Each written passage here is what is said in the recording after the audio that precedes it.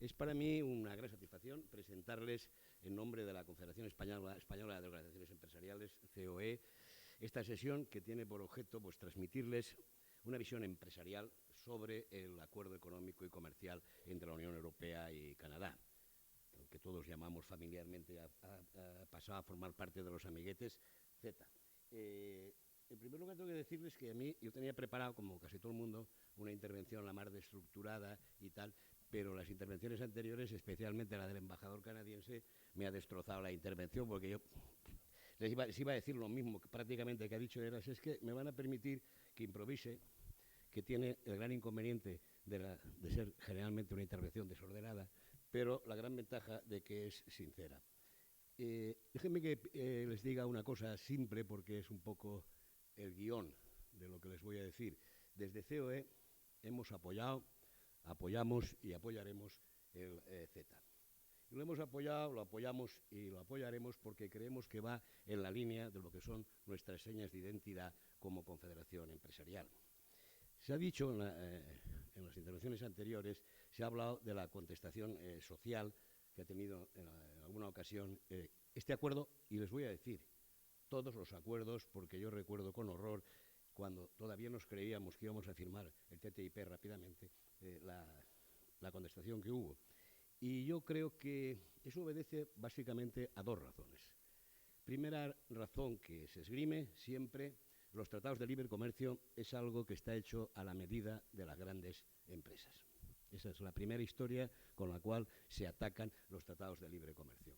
Cosa que es radicalmente falsa, pero radicalmente falsa. Por una razón muy simple. Las grandes empresas ya están en un lado y en el otro. Para las grandes empresas, por ejemplo, las barreras no arancelarias son eso, son obstáculos, son molestias, cuestan dinero, pero las pueden hacer. Tienen los medios necesarios, humanos, económicos, técnicos, y lo pueden hacer. Para las pymes no son una molestia, son en muchas ocasiones una barrera infranqueable porque ni se lo pueden permitir. Por tanto, los tratados de libre comercio son lo contrario de lo que se dice. Este es el primer punto. Y la segunda cosa que se dice es que siempre esto va a arruinar puestos de trabajo en el país que sea, o en la Unión Europea, o en donde sea. Cosa que no tiene ninguna constatación empírica. No hay ni un solo ejemplo en que cuando aumenta el comercio internacional no haya ido acompañado de un crecimiento económico y al mismo tiempo de mayor creación de empleo. Revisen la historia económica y no hay ni un solo ejemplo. Yo no sé por qué dicen esas cosas, pero lo dicen. Y con eso yo creo que nos mandan un aviso, y el aviso es que hay que explicar las cosas. Hay que explicar las cosas porque los que nos dedicamos a estos asuntos nos parece que muchas de estos planteamientos, muchas de estas afirmaciones, pues son obviedades y que no hace falta explicarlos porque eso todo el mundo lo sabe, todo el mundo lo entiende, pero no es verdad. No es verdad. Y no hay que perder mucho tiempo, hay que emplear mucho tiempo en explicar todas estas cosas. Y yo creo que esa es la tarea, una de las tareas que nos queda por hacer. Ahora hay que ir predicando la buena nueva y hay que procurar ir predicándola con las palabras, con el léxico que entienden nuestros oyentes y no con la jerga que manipulamos a veces nosotros. A mí me parece, personalmente, que más importante que las barreras arancelarias es la caída de las barreras no arancelarias. Al final de la historia, un determinado porcentaje de aranceles es una barrera, pero es para todo el mundo, también para nuestra competencia. Pero cuando son barreras no arancelarias, el tema se complica muchísimo, muchísimo más. Yo creo que además es un acuerdo que beneficia a Europa y que beneficia a Canadá. Yo lo estaba recordando hace un rato. Hace aproximadamente un año, o casi un año exactamente, encabezaba una comisión de COE que visitó Canadá y tuvimos durante una semana pues, conversaciones con autoridades canadienses, con empresas canadienses, intentando explicar cómo veíamos nosotros lo del CETA y escuchando lo que nos decían.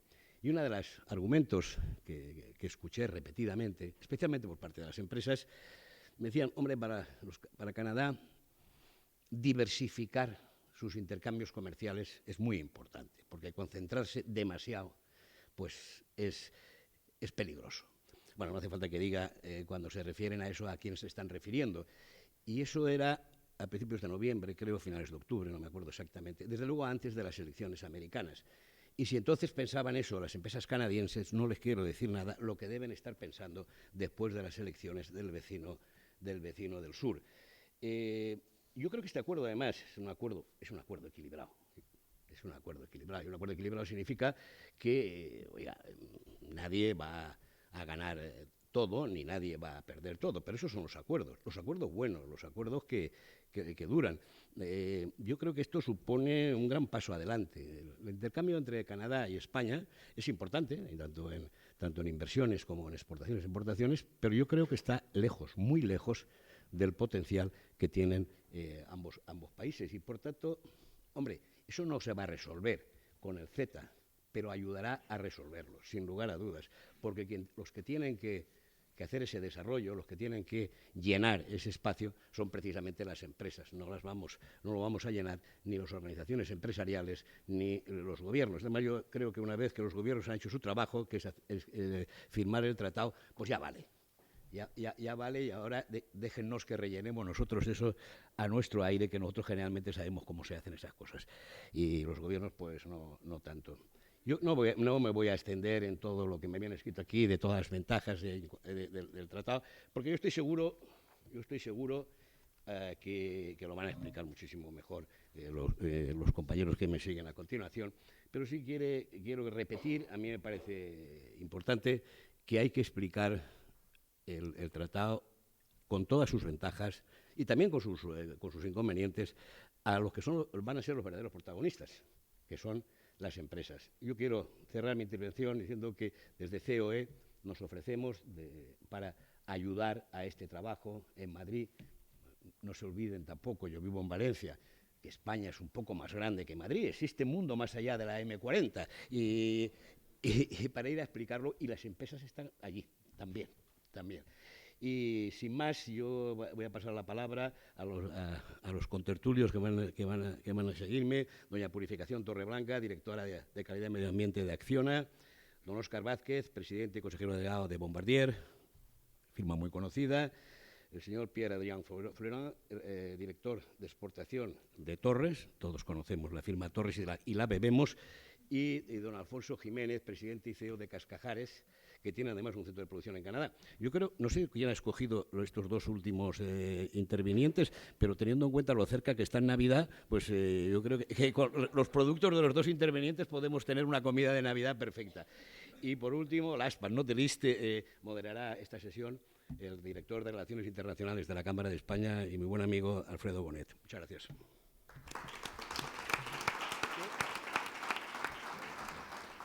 Muy bien, buenos días a todos. Esto se oye, ¿no? Sí, creo que sí. Muy bien, muchas gracias, José Vicente, por tus palabras de introducción y tu oferta de colaborar con todos. Y es verdad que sabéis que tenemos una magnífica relación de colaboración entre la COE y la Cámara de España en beneficio de todas las empresas. Como sabéis, el objetivo de esta sesión es conocer las particularidades del acuerdo y sobre todo el impacto que tiene el acuerdo sobre la actividad de las empresas. A mí esta parte de las presentaciones o seminarios siempre me gusta mucho porque hemos oído lo que nos han contado la parte institucional, lo que nos han contado la Comisión, la Secretaría de Estado, la Embajada canadiense, etcétera. Pero muchas veces nos damos cuenta de que los empresarios se creen más a los empresarios que a las instituciones. O sea, que tienen más credibilidad a veces lo que le cuentan compañeros de fatigas en el mundo del comercio internacional que los propios funcionarios o altos funcionarios de las administraciones. Y por tanto, siempre nos gusta combinar e introducir una sesión de estas características en los seminarios para que sea posible tener la opinión desde todos los puntos de vista. Tenemos unos 45 minutos más o menos que vamos a intentar aprovechar a través de primero una presentación de los ponentes que nos van a hacer una breve presentación de sus empresas, después haré unas cuantas preguntas a cada uno en función del tiempo que tengamos hasta el final y terminaremos con unas recomendaciones y conclusiones. Tenemos 3 empresas españolas con presencia importante en Canadá y una gran empresa canadiense con presencia importante en España. Yo no diría que son 3 empresas españolas y una canadiense, sino que son 4 empresas españolas y canadienses, porque todas ellas tienen presencia también física en el otro país. Por tanto, me parece que es importante que veamos que son empresas de los dos países. Nuestra primera ponente será Purificación Torreblanca, a mi izquierda, que es ingeniera de caminos por la Universidad de Granada y ha desarrollado toda su carrera profesional en Acciona. Lo que es más interesante para el día de hoy es que entre 2012 y 2014 fue presidenta de Acciona Infraestructuras Canadá, con residencia en Vancouver, y también directora general de Acciona Infraestructuras para América del Norte. Ahora mismo es la directora de Calidad y Medio Ambiente de Acciona Construcción, y lo que te voy a pedir es que en un par de minutos, si es posible brevemente, nos presentes un poco tu grupo, aunque todo el mundo sabemos lo que es Acciona, y también cuál es la presencia que tenéis en Canadá. Muy bien, pues muchas gracias. Quería agradecer esta oportunidad que nos habéis dado a Acciona para compartir nuestra experiencia en Canadá y, por supuesto, a la organización y al acuerdo. Para nosotros es un acuerdo en el que llevamos trabajando años. Cuando yo residía en Canadá ya formábamos parte del grupo de trabajo de las empresas españolas y europeas en Canadá en la elaboración del propio acuerdo, con lo cual me siento muy feliz hoy de estar aquí y poder compartir el éxito con vosotros de que este acuerdo haya sido ratificado y además en España ya. Acciona aterrizó, por así decirlo, en Canadá en el año 2001 y abrimos una oficina en Toronto. El primer proyecto fuimos galardonados en el año 2002 con el Deep Water Cooling en Toronto y a partir de ahí, durante estos 16 años, pues hemos ido desarrollando hasta un total de 14 proyectos. En estos momentos hemos terminado 6 parques eólicos, tenemos terminado 5 concesiones que están en estos momentos en operación y mantenimiento, 2 hospitales y 3 autovías y hemos terminado 3 proyectos de construcción. Estamos en estos momentos en construcción en 3 proyectos, una presa en el norte de British Columbia y 2 plantas de tratamiento, una en Vancouver y otra en New Brunswick. Los 14 proyectos que tenemos terminados están a lo largo de toda la geografía canadiense. Los hospitales, pues tenemos uno en Fort St. John, en el norte de British Columbia, y otro en Isla Vancouver, el Royal Jubilee Hospital. Las autovías, pues desde la A30 en Montreal hasta el Windsor Access Project en Windsor, South Stony Trail en Calgary y los proyectos que tenemos en construcción, como decía, son plantas de tratamiento de aguas y una presa en el norte de British Columbia para BC Hydro. Muchas gracias, Purificación. Pues sí, la verdad es que con todo lo que tenéis ahí, tu opinión es autorizada para hablar de la materia, me parece. Tenemos a Francisco Iglesias a continuación, que es uno de los 2 socios fundadores de Cascajares, que la fundó en 1994 junto a su socio Alfonso Jiménez. Desde entonces, Francisco es su consejero delegado y director general. Su sede está en la provincia de Palencia, pero desde 2011, como se ha dicho ya antes, tiene una planta de producción de productos alimenticios en Canadá para abastecer tanto el mercado local como el mercado de Estados Unidos. Lo que querría, Francisco, es que nos explicaras brevemente qué es Cascajares y qué es lo que tenéis en Canadá. Pues muchas gracias por invitarnos. Cascajares es una empresa que nació en el año 94 en un corral de un pueblo de Valladolid con unos pollos y unos capones. Entonces nosotros nos dedicábamos a lo que era pues el sacrificio, la cría, sacrificio de los animales y luego los vendíamos pues en los restaurantes de Palencia, de Valladolid. Es como empezamos. A los 6 meses no teníamos ni volumen ni margen y nos íbamos al gareto, como quien dice. Entonces, bueno, pues decidimos pues, copiar lo que hacen en Europa, ¿no? Si los franceses confitaban el pato, ¿por qué nosotros no íbamos a confitar el capón? Y bueno, por lo menos lo que hicimos fue que no se nos fuera la empresa al garete. Creamos, sin conocerlo, lo que era la 4ª y 5ª gama para nosotros. Tuvimos un hito muy importante, que fue que suministramos en la boda de sus majestades los reyes, en el año 2004, suministramos los capones. Esto nos dio bastante publicidad, demanda también por parte del consumidor. Y como no sabían prepararlo, pues es cuando empezamos a desarrollarlo ya preparado, ¿no? Entonces desarrollamos una cosa que no existía en España, que era la 5ª gama para banquete, ¿no? En el año 2007 pues ya facturábamos 6 millones de euros, habíamos empezado con menos de 1.000 euros y dijimos, bueno, tenemos que empezar a diversificar un poco y nos pusimos como meta tener más del 50% en el exterior, ¿no? Entonces sabíamos que desde la fábrica de Dueñas que ya teníamos podíamos exportar a Europa a Asia también, pero ni a los Estados Unidos ni a Canadá no podíamos. Y era un poco el mercado así que le teníamos ganas. Entonces nos fuimos en el 2007 a Canadá, estuvimos haciendo en Estados Unidos y en Canadá. Y bueno, pues nos enamoramos de una zona que se llama Saint-Hyacinthe, en un parque industrial. Nos pusieron todas las ayudas del mundo. Y en el 2011, en el 8 empezamos en un parque industrial, en un centro de negocios industrial que nos dejaron, con un alquiler muy barato y con todas las ayudas posibles. Y en el 11 ya, también con el gobierno de allí de Canadá, llegamos a un acuerdo y montamos la fábrica y desde entonces llevamos ahí trabajando en el mercado canadiense y también haciendo nuestros pinitos en el mercado de Estados Unidos. En el mercado de Estados Unidos sí que tuvimos una colaboración con el chef José Andrés, que es bastante famoso allí. Y bueno, de ahí vamos y con mucha ilusión y con muchas ganas. Estáis cambiando un poco el capón por el pavo. Por el de pavo, Thanksgiving. pavo de Thanksgiving. Sí, este año tenemos allí unos 18.000 pavos han vendido ya elaborados para el consumo en hogar. Eso es. Muy bien, Francisco, muchas gracias. Nuestro tercer panelista es Pierre-Adrien Florent, que es director de exportación regional para América de Torres desde hace muy poco tiempo, unas cuantas semanas, pero es muy apropiado y tenemos gran suerte de que esté aquí porque desde el año 2006 ha trabajado en América, primero en Nueva York y después en Canadá. Y ha estado ocupándose y trabajando en el sector de la importación y distribución de vinos y licores en Canadá durante varios años.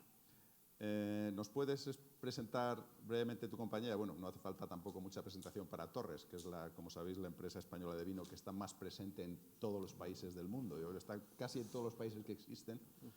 Y nos explicas un poco qué es Torres y, sobre todo, cuál es vuestra operación en Canadá. Con placer. Bueno, supongo que la mayoría de vosotros conocen a la bodega Torres. Disculpa mi castellano, hace un poco tiempo que estoy en España. Enhorabuena. Además me ha dicho que lo aprendió en Salamanca, he dicho, por eso tienes tan buena fe. Gracias. Pero es un gusto estar con vosotros hoy. Torres es un grupo familiar. Ahora, este año, la facturación es más o menos 250 millones de euros como dijo, una presencia global.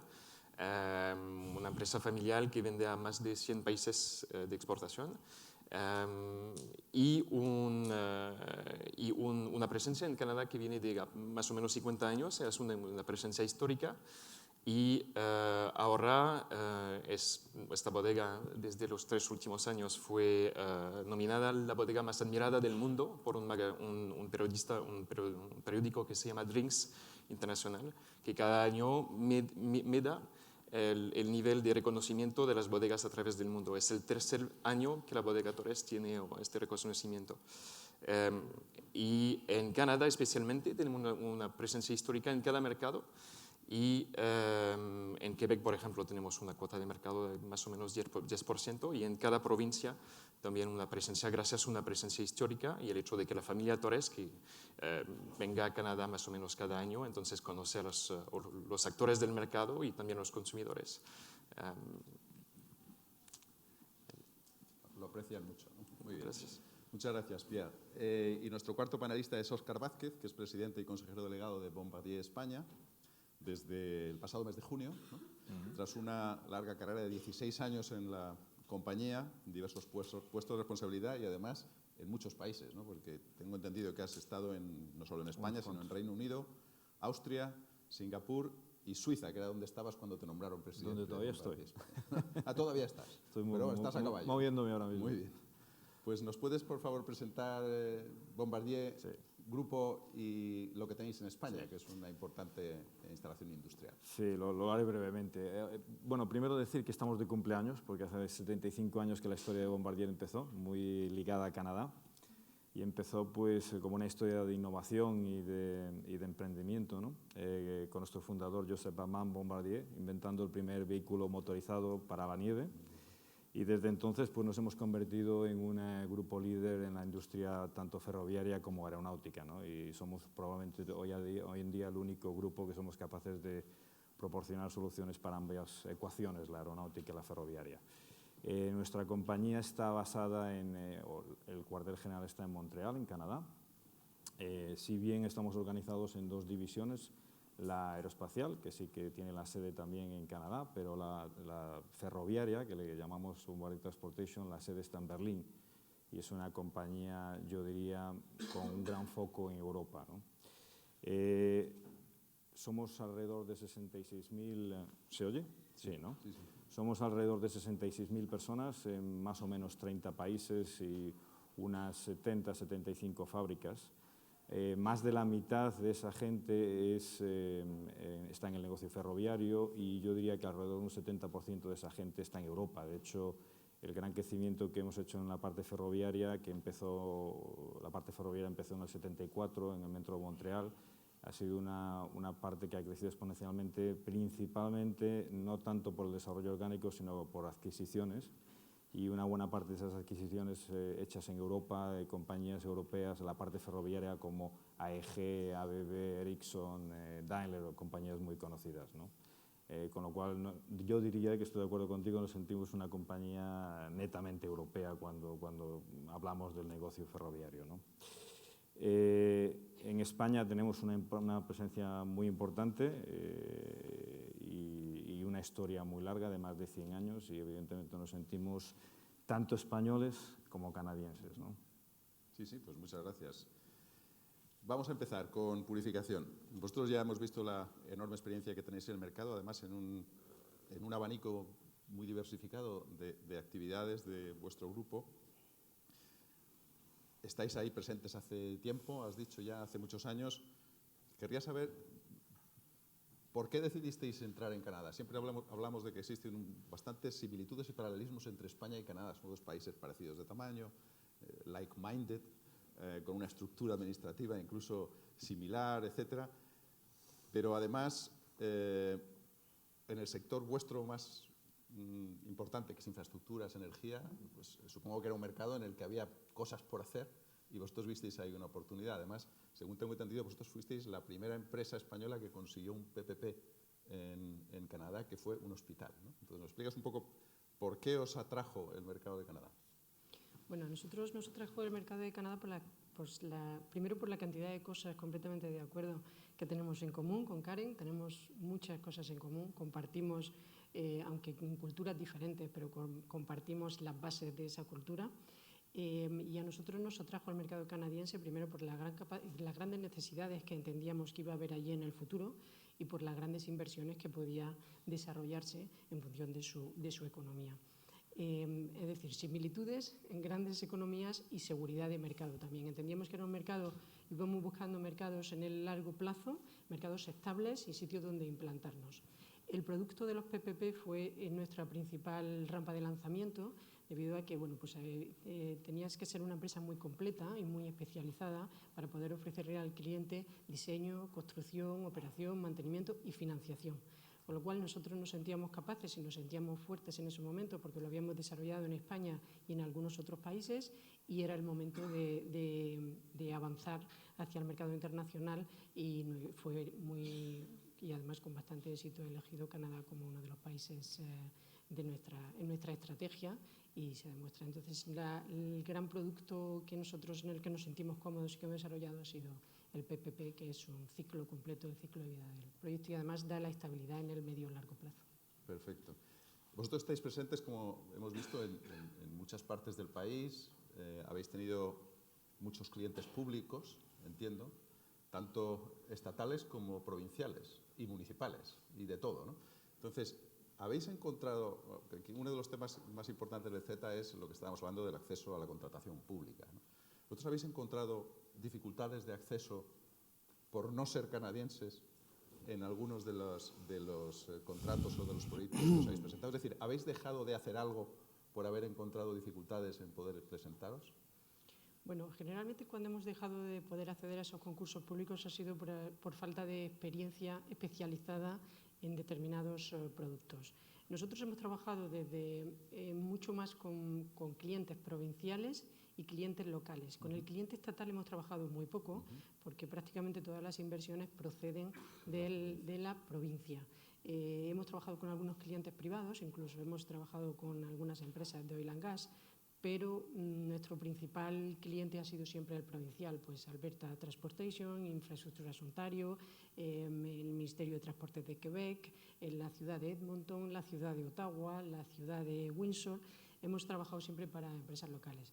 Trabas en el mercado nos hemos encontrado básicamente por falta de experiencia en el producto especializado, más que porque las bases de la licitación no nos dieran acceso por ser una empresa exterior a Canadá. ¿Y vuestros principales competidores eran empresas canadienses o extranjeras?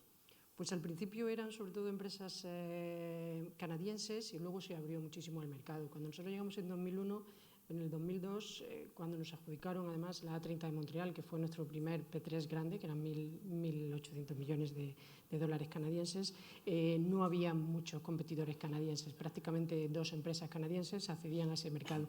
No había mucha confianza en este producto y luego se fue consolidando. Cuando se vieron que los primeros P3 se terminaban y se terminaban con éxito y además garantizaban la terminación y garantizaban que lo operaba y lo mantenía en la misma empresa que lo había construido, a partir de ahí empezaron a entrar otros competidores, incluso americanos, y ahora la competencia es feroz. Muy bien, muchas gracias. Francisco, vosotros estáis en un mercado canadiense de alimentación, que es un mercado enormemente competitivo, con consumidores muy educados, muy informados, cada vez más conscientes de la necesidad de consumir alimentos sanos, ecológicos, socialmente responsables, porque en Norteamérica digamos que el consumidor va unos pasos por delante que en España o que en Europa en ese ámbito, ¿no? Entonces, ¿habéis encontrado una gran diferencia entre el mercado de alimentación canadiense y el español? Bueno, diferencias hay, lógicamente, ¿no? El mercado canadiense, bueno, norteamericano en general, es un mercado muy activo, muy desarrollado. Hay una clase social media, media alta y, bueno, y alta, lógicamente, que paga por buen producto. Entonces, la verdad que es bastante apasionante, ¿no? Y luego nosotros, como tenemos también 2 líneas de negocio, una que es el retail, que es donde nosotros estamos trabajando, como decía antes, con el pavo y tal, pero luego tenemos otra línea que es lo que nosotros llamamos Horeca organizado, que es dar cuarta y quinta gama a la hostelería organizada para sus cadenas, ¿no? Allí la hostelería está muy organizada, aquí en Europa, sobre todo en España, está mucho más dispersa y lo que te hace es que con menos interlocutores llegas a más mercado, ¿no?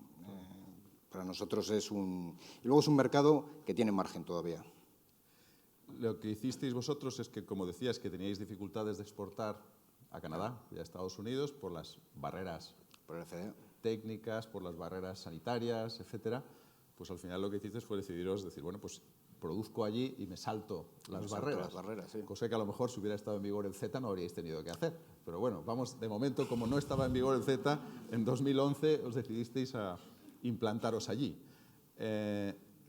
Esta idea la tuvisteis, como decías antes, además, no solamente para acceder al mercado canadiense desde dentro, como una empresa canadiense, sino también para acceder al mercado de Estados Unidos, sí, gracias al NAFTA, en el que existía libre circulación, entiendo, de vuestros productos. ¿Es así? Efectivamente, vuestros productos, vuestros preparados alimenticios, vuestros pavos, ¿pueden entrar libremente en el mercado de Estados Unidos ahora? Sí. ¿O hay algunas restricciones? Nosotros, bueno, cumpliendo la normativa, tienes que tener sello para poder exportar y no hay ningún problema. Nosotros la fábrica la tenemos con todas las certificaciones para poder exportar y no hay ningún problema. Lo que sí que tienes allí, una cosa que igual aquí es diferente, allí tienes el permiso local, permiso regional, permiso ya para vender luego en todos los lados, que igual te choca un poco cuando llegas aquí, que aquí la montas y ya puedes vender en toda Europa, ¿no? Entonces, bueno, pues sí que hay que cumplir su normativa, pero vamos, sin ningún tipo de problema. Porque has dicho, estamos tratando de expandirnos en Estados Unidos, pero no era, lo que estabas diciendo no es que haya dificultades ni barreras, no. Es que es un tema comercial. Bueno, al final es diferente divisa, sí, diferente moneda, y bueno, hay frontera, no es como en Europa, sí, pero bueno, las garantías y todo es fenomenal, vamos, no hay ningún problema. Perfecto. O sea que, bueno, es un ejemplo también de que invirtiendo en Canadá se accede directamente al mercado de Estados Unidos y cada vez será más fácil hacerlo cuando entre en vigor el acuerdo. Pierre, bueno, tú conoces muy bien el mercado canadiense de vinos y licores, que es un mercado muy extraño, muy protegido, con monopolios. ¿Nos podías explicar un poco cómo funciona brevemente ese mercado y cuáles son las barreras que supone las especificidades de ese mercado para las empresas que desean exportar vinos a Canadá? Sí, es un mercado muy importante, es el inevitable, es el quinto importador de vinos en el mundo. Canadá, que representa más o menos 50 millones de cajas. Estamos hablando de una facturación de 4.000 millones de euros. Es bastante importante. Es un mercado estable que está creciendo desde más o menos cada año de manera muy regular.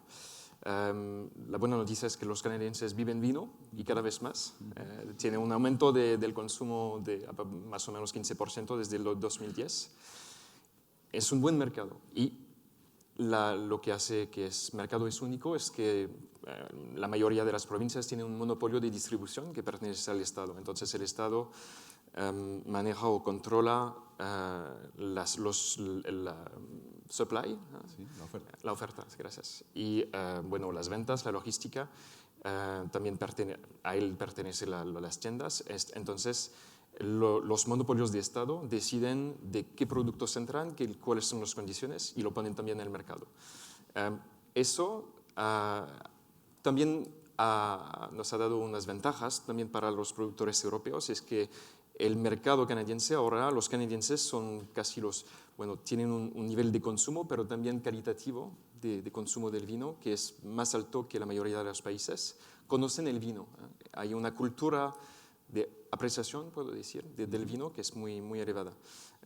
Ahora se consume más o menos 20 litros per cápita en Quebec, que es más o menos lo que tenemos en España o Francia, por ejemplo, que son países productores de origen, ¿no? Las barreras que tenemos, son ventajas, pero al mismo tiempo pueden ser barreras. Es que estos monopolios no se pueden integrar al mercado. La selección de productos es bastante limitada. Y las barreras que hemos tenido en los últimos años es que ahora el otro canal donde se puede vender vinos son tiendas privadas que pueden vender únicamente vinos canadienses o vinos que están embotellados en Canadá. Y la regla es que se tiene que tener en la botella al menos 25% de vino canadiense para ser embotellado en Canadá. Entonces, que hay vinos que son vinos de Estados Unidos, por ejemplo, y que están embotellados en Canadá y que tienen un acceso privilegiado a este canal que ahora representa más o menos 25% del volumen total. Estamos hablando de 4 millones de facturación total al retail. Eso es más o menos 20 a 20% del mercado que tiene ventajas de entrada al mercado que a nosotros como bodegas europeas no tenemos. Pero está evolucionando y estamos muy contentos que el CETA está en aplicación porque tenemos a corto o medio plazo unas soluciones para también arreglar esto. Claro, es un mercado complicado de entrar, pero una vez que estás dentro, estás bien, ¿no? Exacto. Estás cómodo. Y estamos pagados. Lo que hay es una diferencia importante con el mercado de Estados Unidos. Aquí, por ejemplo, como decías, Quebec quizá es la zona que más aprecia el vino, la que tiene mayor consumo per cápita y además la que tiene consumidores de vino que están dispuestos a pagar precios elevados por vinos buenos. Sí. Y además aprecian las denominaciones de origen, ¿no? Sí. Que es algo que en Estados Unidos no vende prácticamente. Entonces, lo que quiero decir es, en el mercado de Canadá, el mercado de Estados Unidos se ha movido más hacia los varietales, pero el mercado canadiense es más europeo desde el punto de vista de los gustos del vino. Entonces, el hecho de que existan denominaciones de origen es un activo que permite vender más caro, ¿o no? Sí, eso es exacto. Hay dos mercados en Estados Unidos. Hay un mercado de apelaciones, indicaciones geográficas y consumidores que entienden el hecho de que se pone el origen antes de la variedad de uva en la botella. Este mercado está creciendo, pero estamos hablando de quizás 20 a 25% de los consumidores y los otros siguen bebiendo variedades. Pero en Canadá, porque el vino fue introducido a este mercado a través de las apelaciones de origen, denominaciones de origen, la gente, los consumidores entienden Y el hecho de que uno de los puntos claves de CETA es proteger las indicaciones geográficas, eso va a ser una ventaja muy importante para nosotros, para reforzar nuestros nuestros argumentos de venta y nuestros puntos de diferenciación con los vinos de América del Sur, por ejemplo, que son competidores cada vez más importantes. Muchas gracias, Pierre. Óscar, ¿nos puedes explicar un poco más lo que tenéis en España? Es decir, ¿cuál es la relevancia de la operación española dentro del Grupo Bombardier para el grupo? Sí, nosotros somos en España alrededor de 800 personas. Más de la mitad de esas personas son ingenieros con alta cualificación, que no solo participan en proyectos en España, sino que manejamos proyectos desde España para países tanto en Sudamérica como América, Norte de África, incluso Asia, ¿no? Con lo cual yo creo que una de las grandes contribuciones que tenemos desde España es talento, sería la palabra adecuada. Tenemos dos centros productivos principales, uno en el País Vasco, en Bilbao, en Trápaga, y otro en San Sebastián de los Reyes, aquí en Madrid. El primero se dedica a fabricar los sistemas de propulsión de los trenes, que sería, digamos, el corazón de los trenes, lo que mueve los trenes. Y hoy en día estamos fabricando prácticamente todo para el mercado exterior desde allí. Y de hecho, con un crecimiento bastante reseñable. El año que viene estamos, en el presupuesto que estamos haciendo este año, estamos esperando incrementar la producción un 50% comparado con este año, ¿no? Para proyectos como trenes de alta velocidad en Italia, como el tren de doble piso que se va a operar en París, proyectos muy conocidos a nivel mundial. En el caso de la fábrica que tenemos, del Centro de Desarrollo de Ingeniería que tenemos aquí en San Sebastián de los Reyes, básicamente lo que hacemos son los sistemas de protección y de seguridad, los sistemas de señalización que permiten que la operación de los trenes sea segura, ¿no? Digamos, que puedan incluso conducir de manera automática, sin ningún tipo de pasajero, ¿no? Y en estos equipos están teniendo proyectos también lo mismo, no solo aquí, sino estamos haciendo, por ejemplo, el metro de Lima, estamos haciendo algunos proyectos en Marruecos, estamos haciendo proyectos en todo el resto del mundo, ¿no?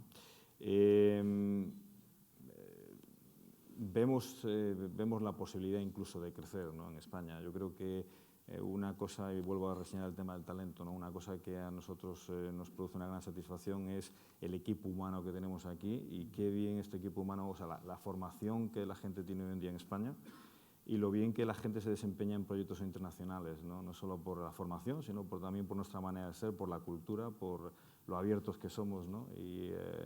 Y yo creo que eso es algo que tenemos que seguir desarrollando en este país, ¿no? Claro. Vuestras ventas, la proporción de ventas en España debe ser muy escasa en estos últimos años. Sí, bueno, porque evidentemente el sector ferroviario, como otros muchos sectores, ¿no?, en los últimos 6 o 7 años en España, un poco parado. Ha estado parado de una manera tremenda, ¿no? Sí. Yo creo que únicamente aquella inversión que estaba en marcha, líneas de alta velocidad, sí, que ya tenías la obra en marcha y tenías que seguir y se tenía que acabar, y aún así ahí ha habido también un poco de parón, ¿no? Pero de todas maneras yo creo que el sector ferroviario, si nosotros miramos al sector ferroviario español, el desarrollo que ha tenido en los últimos 20, 25 años es algo que nos tenemos que sentir todos muy orgullosos.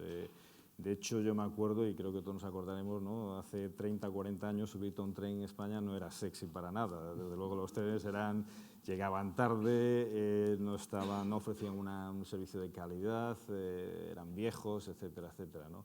Y estamos de aniversario también este año, porque hace 25 años que Renfe decidió empezar la línea de alta velocidad con Madrid-Sevilla, ¿no?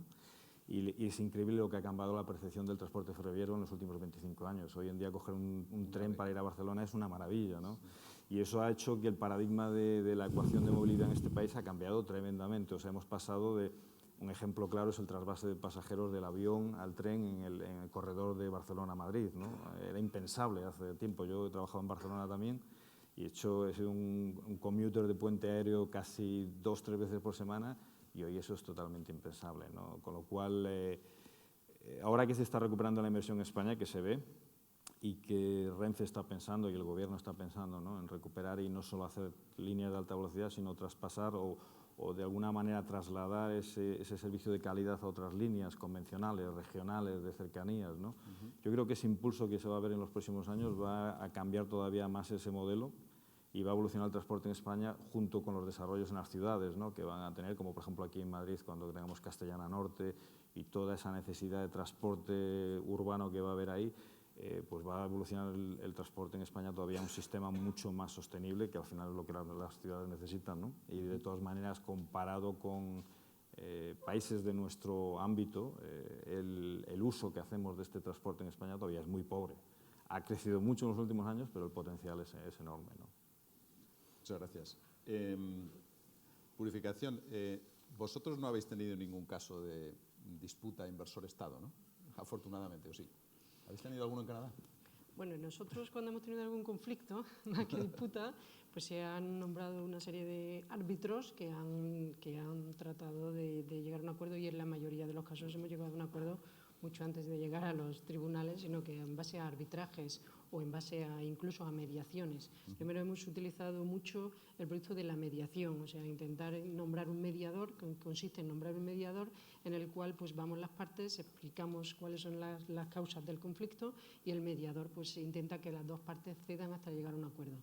La mayoría de los conflictos los hemos solucionado en fase de mediación, y si hay alguno en estos momentos en marcha, pues es un tema de arbitraje con sus árbitros nombrados, y no hemos llegado directamente a los tribunales, nada más que en una ocasión, pero bueno, siempre, como los contratos son muy específicos y los contratos son muy complejos y son muy difíciles de entender y de aplicar, al final siempre hay varias lecturas para un mismo contrato, y siempre va a haber, que haya una relación comercial, siempre va a haber algún conflicto, y sobre todo en las relaciones que nosotros tenemos en el medio o largo plazo. Nuestras relaciones son de años, entonces incluso hasta 35 años en algunos de los casos, entonces siempre hay algún conflicto que resolver, y el mejor producto que nos ha ido a nosotros ha sido la mediación. Muy bien. ¿Qué piensas tú que puede aportar la entrada en vigor del CETA para vuestra actividad en Canadá? Supongo que facilitará la vida en algún sentido. Pues sin duda, si se plasma en una realidad todo este acuerdo, nosotros esperamos la mejora en al menos 3 ámbitos. El primero es la certificación de los productos. Nosotros hemos querido muchas veces exportar productos españoles, y nos hemos encontrado con un problema de certificación y de calificación del producto. Si se pudieran hacer ciertos ensayos aquí en España, hemos conseguido en algunas ocasiones que laboratorios canadienses vengan a certificar los productos o a certificarnos a nosotros como entidad aquí, incluso a España, viendo nuestras instalaciones, pero evidentemente si todo eso se consiguiera optimizar y se consiguiera agilizar, sería mucho más rentable y eficiente para nosotros. La segunda gran ventaja que esperamos también del CETA es la calificación de los profesionales, o sea, la cualificación de los profesionales. Ahora mismo cualquier ingeniero, y se comentaba en esta mesa, pues no puede firmar, excepto que pase por una serie de exámenes bastante complejos y duros, y además la mayoría de las veces son provinciales, o sea que si pasas un examen en Quebec, no puedes ejercer o no puedes firmar en Ontario ni en British Columbia. Con lo cual, ahí tenemos mucha área de mejora para que nuestros profesionales sean reconocidos y puedan, nuestros ingenieros, incluso eso abriría mucho las puertas para empresas consultoras que pudieran ser reconocidos desde aquí o pasar exámenes que además sirvan en el ámbito global. Y la tercera gran ventaja que esperamos del CETA es esa apertura de concursos públicos para todas las empresas europeas, que ahora mismo yo creo que es un mercado muy abierto, pero que se agilicen mucho más los trámites y se consiga mayor eficiencia en los procesos. Sí, porque un acuerdo de estas características de contratación pública lo que hace es beneficiar relativamente a las empresas europeas respecto a las empresas de otros países que no tengan un acuerdo con Canadá, con lo que nos coloca a nuestras empresas europeas en una posición relativa mejor que a las asiáticas, por ejemplo.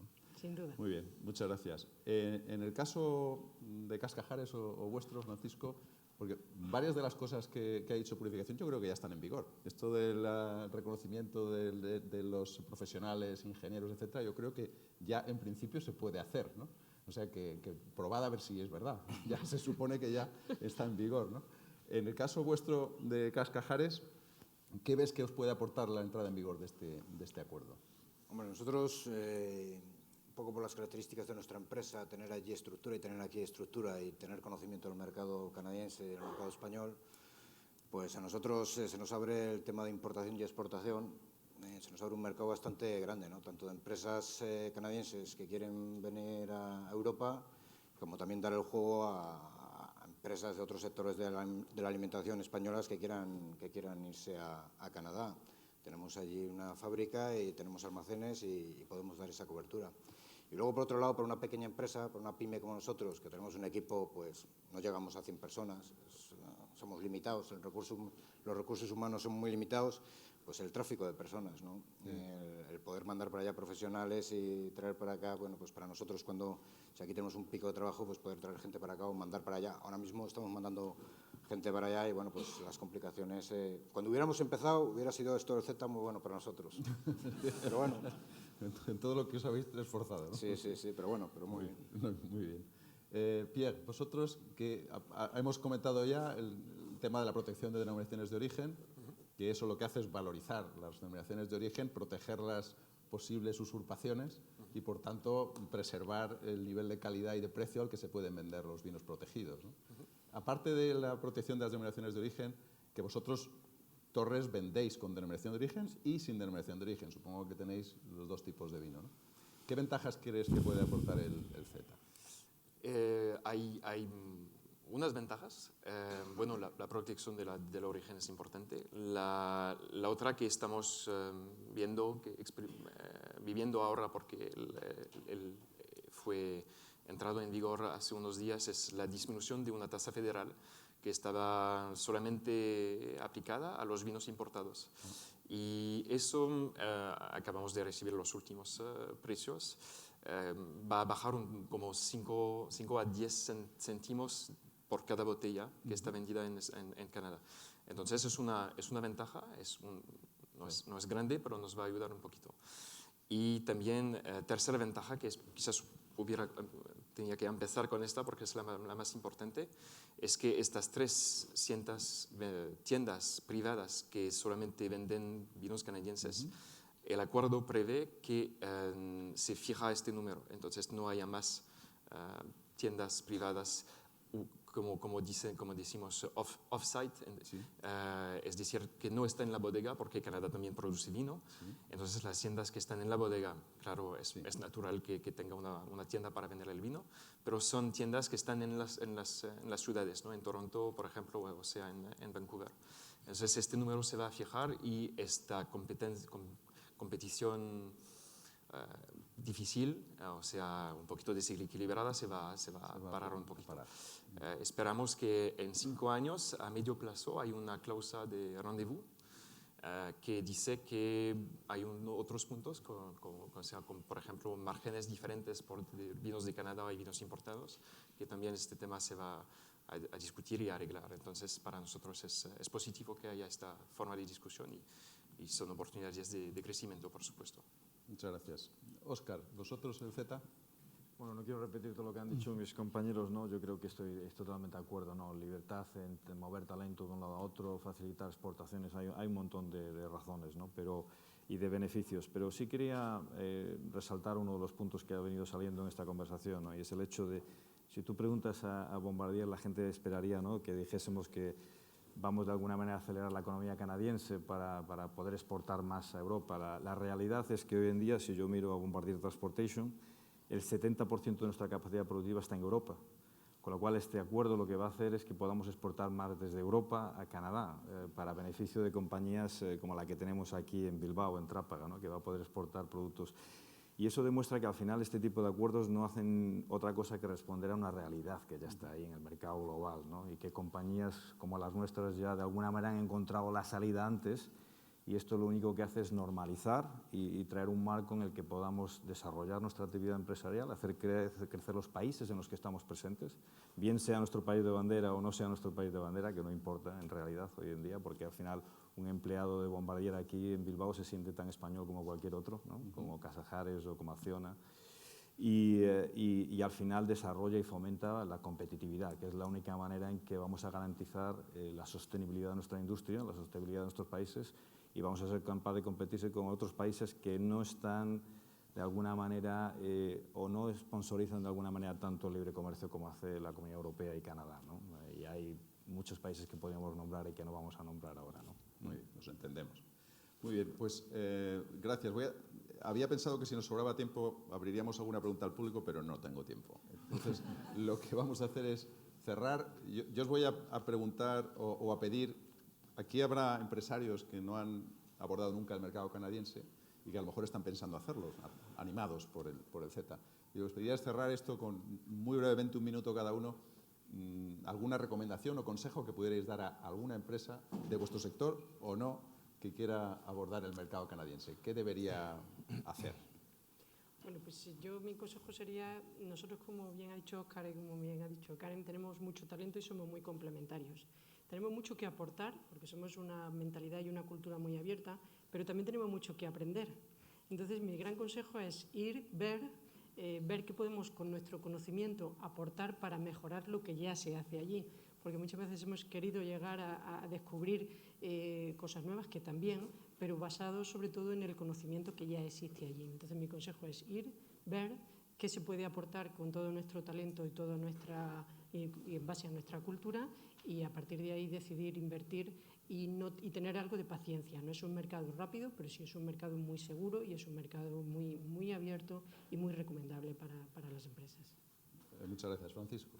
Bueno, yo todo lo que puedo decir es bueno, ¿no?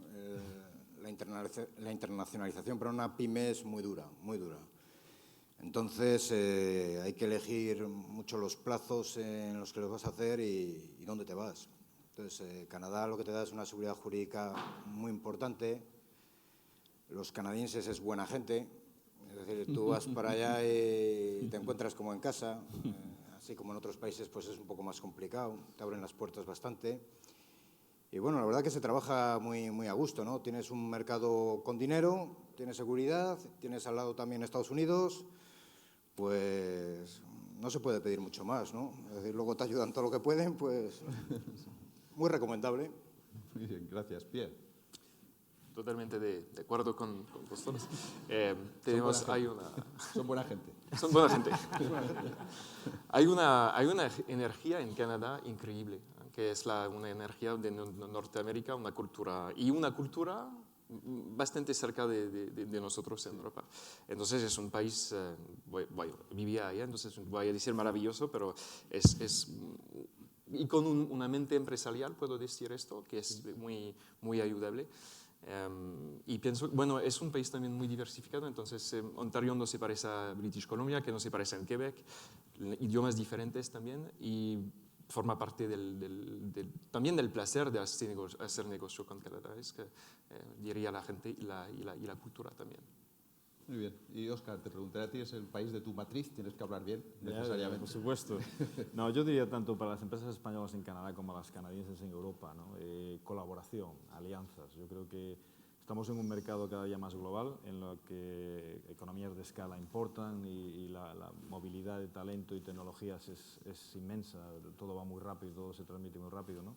Pero no debemos olvidar que al final entras en un mercado, o bien las empresas canadienses viendo aquí o nosotros yendo allá, en la que hay ciertas peculiaridades y ciertas dinámicas, ¿no? Y hay cierto conocimiento que tú tienes que adquirir. Y en este mercado o en esta economía que nos estamos viendo hoy en día, la colaboración, las alianzas potenciales en ciertos momentos, yo creo que es una manera fantástica de crecer y esa promiscuidad empresarial pues no se está sino acelerando de alguna manera. Muy bien, Óscar. Para terminar, diré que a mí me ha parecido muy interesante el debate. Yo creo que ha quedado claro que Canadá es un mercado muy interesante, atractivo, seguro, con buena gente y que es una opción magnífica para cualquier empresa que desee internacionalizarse. Yo creo que el CETA es una gran oportunidad porque es importante que nuestras empresas se den cuenta o se enteren de que algunas barreras que podían haber encontrado a lo mejor en los años pasados ya no existen. Por eso este tipo, yo creo, de seminarios o jornadas como la de hoy son muy interesantes para, en realidad, aprovechar las ventajas de los acuerdos comerciales y en concreto del CETA. Yo lo que quería es dar las gracias a nuestros 4 panelistas, a Purificación, a Francisco, a Pierre y a Óscar, por haber accedido a compartir con todos nosotros vuestras experiencias, vuestros conocimientos y vuestro tiempo, que sé que es valioso. Y quería también dar las gracias a los organizadores y a todos vosotros por vuestra atención durante esta sesión. Muchas gracias.